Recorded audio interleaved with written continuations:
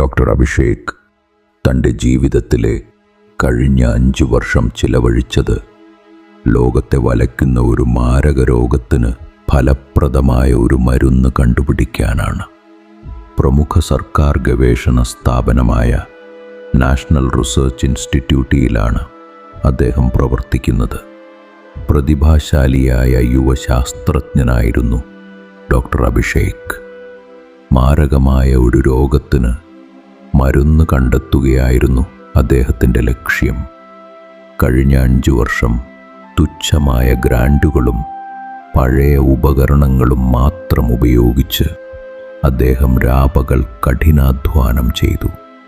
ഒടുവിൽ അദ്ദേഹത്തിൻ്റെ bio composite molecule വിജയകരമായി പരീക്ഷിക്കപ്പെട്ടു. ഈ കണ്ടെത്തൽ മനുഷ്യരാശിക്കുള്ള രക്ഷയായിരുന്നു. വിജയമുറപ്പിച്ച അഭിഷേക് സന്തോഷത്തോടെ ഈ വിവരം ലാബ് തലവനായ ഡോക്ടർ വിക്ടറിനെ അറിയിച്ചു. ഡോക്ടർ അഭിഷേക്, സർ, നമ്മളത് ചെയ്തു. ഈ മരുന്ന് ലക്ഷക്കണക്കിന് ആളുകളുടെ ജീവൻ രക്ഷിക്കും. എത്രയും പെട്ടെന്ന് ഇതിൻ്റെ പാറ്റന്റ് നടപടികൾ ആരംഭിക്കണം. ഡോക്ടർ വിക്ടറിൻ്റെ കണ്ണിൽ പ്രശസ്തിയുടെ സ്വാർത്ഥത മാത്രമായിരുന്നു.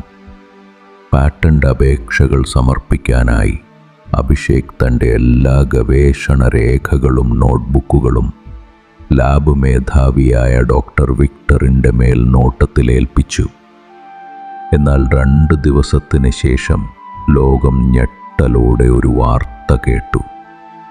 വിപ്ലവകരമായ മരുന്ന് കണ്ടെത്തി. ഡോക്ടർ വിക്ടർ ലോകത്തിന് വെളിച്ചം നൽകുന്നു. ഡോക്ടർ വിക്ടർ പത്രസമ്മേളനം നടത്തി ഈ കണ്ടെത്തലിൻ്റെ പാറ്റന്റ് തൻ്റെ പേരിലാണെന്ന് പ്രഖ്യാപിച്ചു.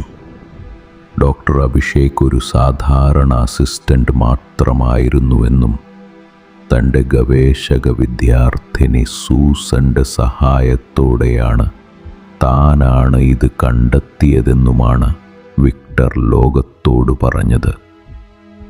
അഭിഷേക് ലാബിലെത്തിയപ്പോൾ തൻ്റെ നോട്ട്ബുക്കുകളിലെ പ്രധാന വിവരങ്ങളെല്ലാം ഡോക്ടർ വിക്ടർ സ്വന്തം ഒപ്പിട്ട് തിരുത്തി വച്ചിരിക്കുന്നത് കണ്ടു.